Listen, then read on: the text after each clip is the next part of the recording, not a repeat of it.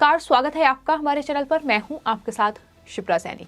महाराष्ट्र में शिवसेना के भीतर अंदरूनी कलह अब खुलकर सामने आ रही है। शिवसेना के नेता रामदास कदम की ओर से हाल ही में एक प्रेस कॉन्फ्रेंस की गई, जिसमें उन्होंने शिवसेना के नेता और ट्रांसपोर्ट मिनिस्टर अनिल परब पर बेहद गंभीर आरोप लगाए और कहा कि अनिल परब शिवसेना को खत्म करने का काम कर रहे हैं, अनिल परब गद्दार हैं। इस तरीके के शब्दों का इस्तेमाल उनकी तरफ से किया गया।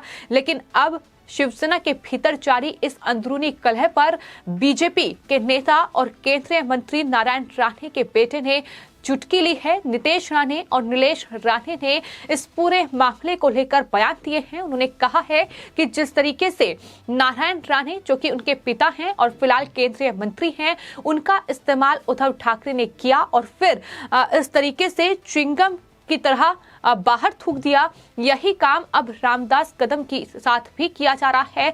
उन्होंने कहा कि राणे साहब ने शिवसेना छोड़ी तो उद्धव ठाकरे ने रामदास कदम को नेता प्रतिपक्ष बनाया था और तब वो हमसे ऐसे बात करते थे जैसे उनकी कोई जुबान नहीं है।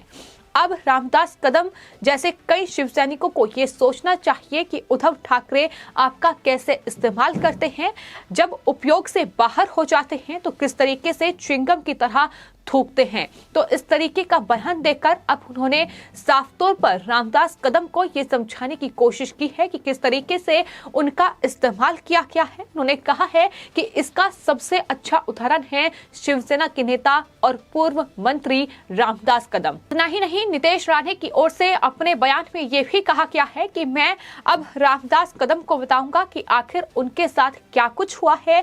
उन्होंने कहा है कि रामदास कदम आज राजनीति में कहीं के नहीं है, लेकिन वहीं नारायण राणे आज केंद्रीय मंत्री हैं, ये भी उनकी तरफ से कहा गया है। रामदास कदम को इस अंतर पर विचार करना चाहिए।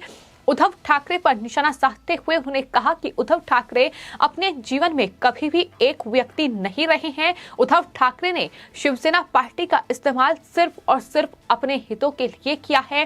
किस तरीके से शिवसेना में कुछ नेता, कुछ मंत्री ऐसे हैं जो फिलहाल शिवसेना को चला रहे हैं, ना कि उद्धव ठाकरे शिवसेना को चला रहे हैं। तो इस तरीके से नारायण राणे, जो कि केंद्रीय मंत्री हैं, उनके बेटे नितेश राणे ने ये बयान दिया और साफ तौर पर ये बताया कि किस तरीके से शिवसेना की हालत फिलहाल देश में और खासतौर पर महाराष्ट्र में हो चुकी है।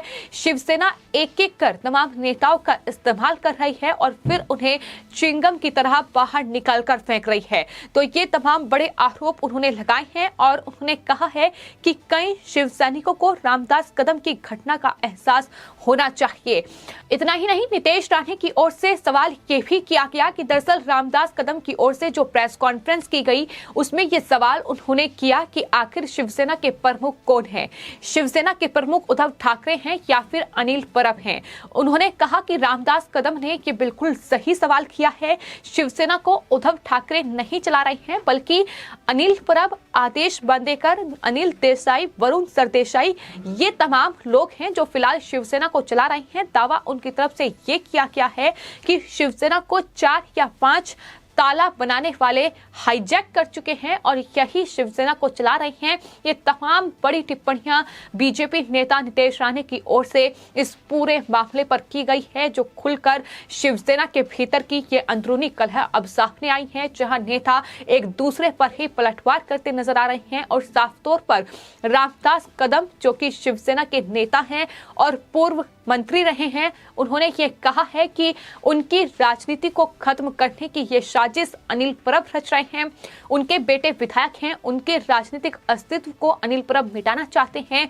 तो खुलकर उन्होंने अनिल परब के खिलाफ ये बयान देते हुए कहा है कि अनिल परब गद्दार हैं।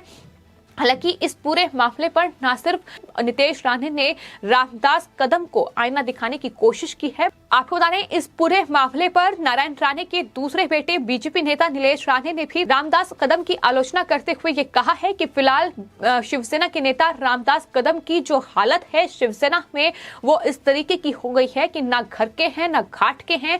और इतना ही नहीं, उन्हें ये भी याद दिलाने की कोशिश की है कि किस तरीके से मातोश्री से इनाम पाने के लिए रामदास कदम की ओर से नारायण राणे की आलोचना की गई थी, उनके खिलाफ बयानबाजी की गई थी। थी, लेकिन आज शिवसेना में उनकी हालत क्या है, किस तरीके से शिवसेना ने उन्हें पूरी तरीके से दरकिनार कर दिया है। और उद्धव ठाकरे से उन्होंने पत्र में कई बार अपील की है, कई बार शिकायत दर्ज कराई है, लेकिन बावजूद इसके उनकी शिकायत पर कोई भी जो कदम है वो उद्धव ठाकरे नहीं उठा रहे हैं। तो ऐसे में फिलहाल राम कदम की हालत क्या है ये उन्हें सोचना चाहिए। ये साफ तौर पर नीलेश राणे की ओर से कहा गया है। उन्होंने कहा है कि उन्हें नेता प्रतिपक्ष का पद मिला और वो पद केवल राणे को कोसने के लिए मिला था और आज शिवसेना में उनका कोई पद नहीं है। ऐसे ही शब्दों के साथ नीलेश राणे ने रामदास कदम पर वो हमलावर नजर आए। लेकिन कुल मिलाकर महाराष्ट्र में ये जो सियासत बीजेपी और शिवसेना के बीच चल रही है, ये आरोप प्रत्यारोप का सिलसिला जारी है। इस बीच कहीं ना कहीं शिवसेना के लिए ये खबर बेहद परेशान करने वाली हो सकती है, क्योंकि जिस तरीके से ये फूट शिवसेना के भीतर पड़ती दिखाई दे रही है, आरोप ये लगाए जा रहे हैं कि दरअसल अनिल परब जो हैं ट्रांसपोर्ट मिनिस्टर, वो एक एनसीपी के नेता सावंत के साथ मिलकर एनसीपी को फायदा पहुंचाने की कोशिश में लगे हुए हैं। वो शिवसेना के साथ गद्दारी कर रहे हैं, वो उद्धव ठाकरे के साथ गद्दारी कर रहे हैं। लेकिन वहीं बीजेपी ये आरोप लगा रही है कि रामदास कदम को शिवसेना ने दरकिनार कर दिया है, क्योंकि अब शिवसेना को 4 से 5 लोगों ने हाईजैक कर लिया है और यही शिवसेना को चला रहे हैं। उद्धव ठाकरे का अपना कोई अस्तित्व नहीं है। उद्धव ठाकरे फिलहाल शिवसेना को नहीं चला रहे हैं और शिवसेना लगातार कमजोर हो रही है। शिवसेना लगातार कांग्रेस पार्टी की तरह ही कहीं ना कहीं अपना अस्तित्व खो रही है। ये तमाम बड़ी बातें बीजेपी नेताओं की ओर से कही गई हैं। इतना ही नहीं, नीलेश राणे ने यह भी कहा है कि रामदास कदम जिस तरीके से फिलहाल शिवसेना और शिवसेना के नेता अनिल परब पर ये तमाम आरोप लगा रहे हैं, लेकिन फिलहाल रामदास कदम की हालत ये हो चुकी है कि वो अगर किसी भी पार्टी में जाते हैं तो उनकी कीमत शून्य ही रहेगी, यानी उनकी कीमत 0 ही रहेगी। रामदास और उनके बेटे अब चाहे किसी भी पार्टी में जाए, उनकी कीमत 0 है और उन्होंने ये कर दिखाया है। नीलेश राणे ने यह भी कहा कि रामदास कदम को शायद ये गलतफहमी हो गई है कि राजनीति में झूठ ज्यादा देर तक नहीं टिकता। रामदास कदम को पहले शिवसेना से निकालना चाहिए था, क्योंकि रत्नागिरी में एनसीपी की मदद करने वाले नेता रामदास कदम हैं। तो इस तरीके से बीजेपी ने ये तमाम बड़े आरोप लगाए हैं और जाहिर तौर पर फिलहाल जो राणे परिवार है वो इसलिए हमलावर नजर आ रहा है, क्योंकि जिस तरीके से नारायण राणे के खिलाफ रामदास कदम ने तमाम बयानबाजी की थी और उसके बाद मातोश्री से उन्हें इनाम मिला था, यानी उन्हें नेता प्रतिपक्ष बनाया गया था।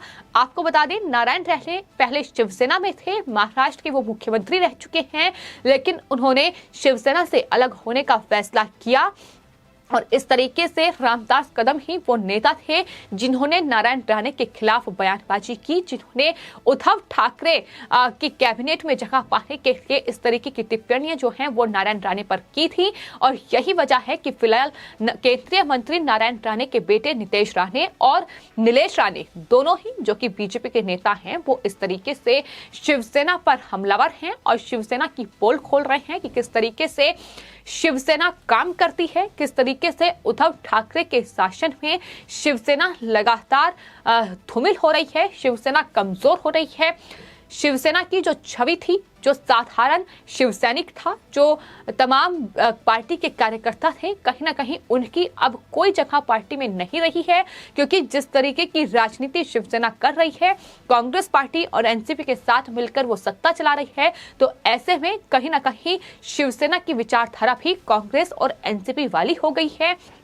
शिवसेना तुष्टीकरण की राजनीति कर रही है, अल्पसंख्यकों की वोट साधने की भरसक कोशिश उनकी तरफ से हो रही है, लेकिन अब बीएमसी के चुनाव हैं तो वहां मराठी वोटर का भी ख्याल रखा जा रहा है। अब छत्रपति शिवाजी महाराज का मुद्दा वहां गरमाया हुआ है, तो यही तमाम नीति जो है वो शिवसेना अपना रही है और यही वजह है कि लगातार बीजेपी घेर रही है कि बाला साहेब ठाकरे की जो पार्टी थी, जो हिंदुत्व की पार्टी थी, जो हिंदुत्व विचारधारा की बात करती थी, लेकिन आज अगर जिस पार्टी के साथ मिलकर वो सत्ता चला रही है यानी कांग्रेस, वो अगर हिंदू और हिंदुत्ववादी में अंतर समझा रही हैं और इस तरीके से हिंदुओं का अपमान कर रहे हैं, तो शिवसेना और उद्धव ठाकरे, संजय राउत जैसे नेता अपने मुंह पर टेप लगाकर बैठे हुए हैं।